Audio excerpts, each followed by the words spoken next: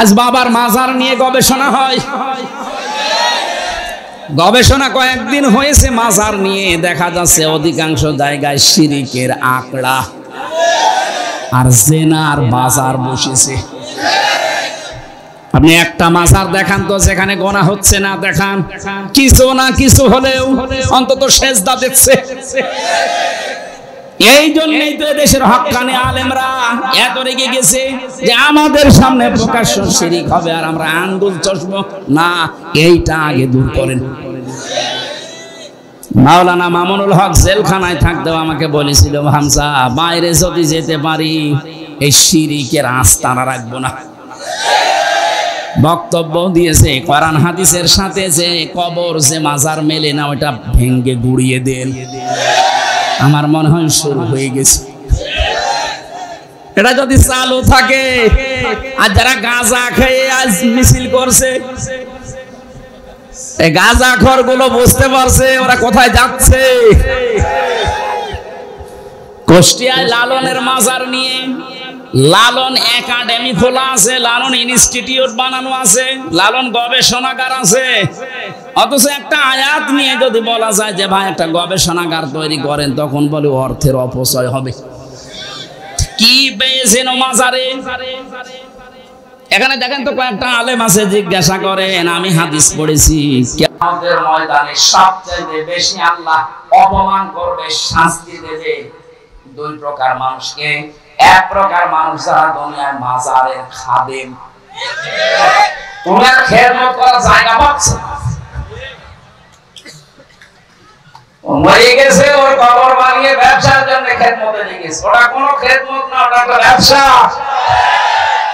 এ হাল তেরা জাল হাই, মাকসুদ মেরা মাল হাই, এ আজিব তেরা তাল হাই। এই কথা বলেন, একটা যেন না থাকে। সূর্য যখন উঠেছে, যত শিরিকা দেশে আছে সবগুলো যেন মাটির সাথে মিশে যায়।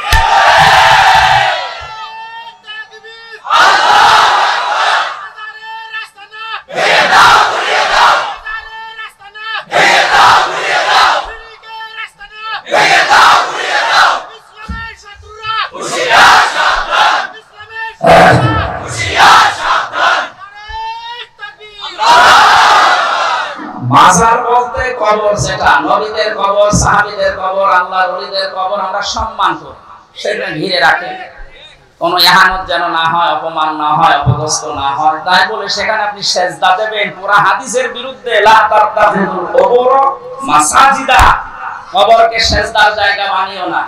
অধিকাংশ কবরগুলোতে সেজদা দেখছেন, এই জন্য আলেমরা রেগে গেছে। এরা রেগেছিল 16 বছর আগে, কিন্তু কথা বলতে পারে না। তাই আমাদের রাগ সেই 16 বছর আগে থেকে, কিন্তু আমি তো কথা বলতে পারছি না। আমি তো এই ময়দানে এসেছি মনে হয় আজ 16 বছর হয়নি। না না, 12 সালের থেকে শুরু। 12 আর 24 কত হয়? 12 বছর। এখনো তো 4 বছর লাগবে। আমার মানে সেই ময়দানে আসার আগ থেকে আলেমরা চেষ্টা করেছিল, কিন্তু কি করবে, মুখে তালা লাগা। এই যে কয়েকদিন আগে আমার মামলা খারিজ হয়ে গেছে সব। বিচারপতিকে জিজ্ঞাসা মনে করবো যে স্যার এই মামলা তো 3 বছর আপনার হাতে ছিল, তখন তো কিছু বললেন না, এখন বলছেন কোনো মাল নেই, কি দেখে বিচার করবো? উনি এই কথা বলতো যে হুজুর আমার হাত বাঁধা। কি বাঁধা? হাত যেহেতু এখন খোলা হয়ে গেছে, এদেশের 1628টা চেয়ার আছে, একটা হাত শুধু খোলা ছিল, বাকি 1627টা হাত বাঁধা ছিল। এখন ওই হাত খোলা মানুষ যেহেতু পালিয়ে গেছে, আর ওনার ছেলে যা কথা বলেছে পরশুদিন যে দেশের মানুষ আমার মাকে কুকুরের মতো তাড়িয়ে দিল, একটা কথা হইল। একটা ভালো জিনিসের সাথে তুলনা করতো যে বাঘের মতো তাড়িয়ে দিল, দিয়েছে কিসের নাম দেখেছে? আসলে যেভাবে পালিয়েছে নামটা বেশ অ্যাপ্রোপ্রিয়েট হয়েছে। নাটোরবাসী মাজারের বিপক্ষে আমরা না, কিন্তু মাজার নিয়ে কেউ ব্যবসা করতে পারবেন না এই দেশে, কারণ এই দেশের মানুষ এখন জেগে উঠেছে। আপনি তাদের কবরকে এমনিতে ঘিরে রাখবেন, সম্মান দেবেন, জিয়ারত করবেন, দোয়া করবেন, কারণ ওই মানুষটা সবচেয়ে বড় বিপদে আছে। নবীজি বলেন, একটা মানুষ যখন কবরে চলে যায়, সমুদ্রের ভেতরে জাহাজ ডুবে গেলে যেমন মানুষ বিপদে থাকে, ওই রকম বিপদে আছে। তো সে নিজেই বিপদে আছে, আপনি কেন তার কাছে যাচ্ছেন? তার জন্য দোয়া করেন, আল্লাহ যেন তাকে শান্তি দেয়। ইসলাম সুপ্রতিষ্ঠিত করার জন্য যেগুলি বাধা, চতুর্থ হলো খানকা ও দরবার শরীফ। আপনি খানকা কোনো বাধা নয়, দরবার শরীফ কিন্তু কোনো বাধা নয়। বাধা হলো এই সব জায়গাগুলিতে যেগুলি শিরক হচ্ছে, বিদআত হচ্ছে, অন্যায় হচ্ছে, ওখানে মাদক সেবীদের আস্তানা, এই যে যেগুলি ইসলামের নাম দিয়ে অপকর্ম করছে, এগুলো কিন্তু মানুষ মনে করছে এটাই একটা ইসলাম। কথা বলেন ঠিক কিনা? আজ গুটি কয়েক খানকা ব্যতীত, গুটি কয়েক দরবার শরীফ ব্যতীত অধিকাংশই দরবার শরীফে গিয়ে দেখেন সেখানে গাঁজার ব্যবসা হচ্ছে। কথা বলেন ঠিক কিনা? হচ্ছে কি হচ্ছে না? এবং প্রকাশ্যে গাঁজা সেবন হচ্ছে, এবং সেখানে নারীদেরকে অবৈধভাবে, অন্যায়ভাবে সেখানে আপনার বেচা কিনা হচ্ছে, অবৈধভাবে জুলুম করে সেখানে যা খুশি তাই করা হচ্ছে। এক কথায় ইসলামের নাম দিয়ে ইসলামের সবচেয়ে 12টা বাজানো হচ্ছে। এই খানকা এবং দরবার শরীফে অনেক জায়গা আছে, তবে সব খানকা এবং দরবার শরীফ আমি খারাপ বলছি না, যেটা ভালো সেটা ভালোই। আজ দেখেছেন আপনারা অনেক জায়গায় যেখানে শিরক বেদাত নিয়ে মসজিদে ঢুকে, তাদের খানকায় ঢুকে তাদের পীরের পায়ের সামনে সেজদা দিচ্ছে। আছে না নাই? বলেন, আল্লাহকে বাদ দিয়ে অন্য কাউকে সেজদা করা জায়েজ আছে? জায়েজ আছে? জায়েজ নাই। কোন পীর, কোন ওলি আউলিয়া কোনদিন কি বলেছেন আমার ইন্তেকালের পর আমার মাজার তৈরি করো? বলেছেন? বলেন নাই। তাহলে আপনি বানালেন কেন?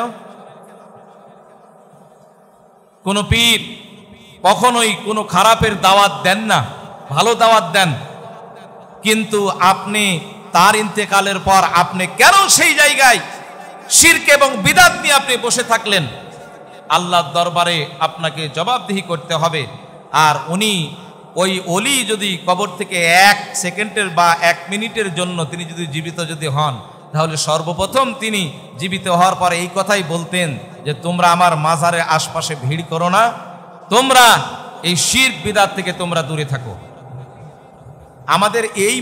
আমাদের এই উত্তরবঙ্গে কিন্তু এগুলো কম, কিন্তু দক্ষিণবঙ্গে এবং ওই সাইডের দিকে আপনার অনেক শিরক বিদআত নিয়ে কিন্তু পড়ে আছে। মানুষকে সেজদা করে, ইসলামকে পরিপূর্ণভাবে, কোরআন হাদিসকে মানে না, 5 ওয়াক্ত সালাত পর্যন্ত তারা মানে না। বলি নাউজুবিল্লাহ। তবে বর্তমান সময়ে আমরা লক্ষ্য করে দেখেছি মাজার ভাঙ্গা হচ্ছে কিছু কিছু জায়গায়। মাজার ভাঙতে গিয়ে ইসলামের যেই পরিমাণ উপকার না হচ্ছে, তার চাইতে বেশি অপরাজিত, তার চাইতে বেশি অপশক্তি, ইসলাম বিদ্বেষী শক্তিগুলি তারা পায়, তারা লুটছে। বিশেষ করে তারা তো ইসলাম তো জানে না, পালন করবে কিভাবে, সেখানে অপশক্তি ঢুকে ইসলামকে আরো ক্ষতি করার জন্য চক্রান্ত করছে। বরং আমরা সেই সব জায়গাগুলি খুব হিকমাতান কাজ করব, সরাসরি তাদেরকে আঘাত না করে আমরা তাদেরকে আগে দাওয়াত দেব যে ভাই এই কাজগুলি ঠিক না। তাহলে দেখবেন আস্তে আস্তে তারা ফিরে আসবে। এরপরে যদি ফিরে না আসে, তাহলে ইসলাম এবং কোরআন সুন্নাহর ভিত্তিতে যা করার দরকার আমাদের তাই করতে হবে। সম্মানিত উপস্থিতি, তাহলে ইসলাম কায়েমের চতুর্থ যে বাধা, সেটা হলো খানকা ও দরবার শরীফ।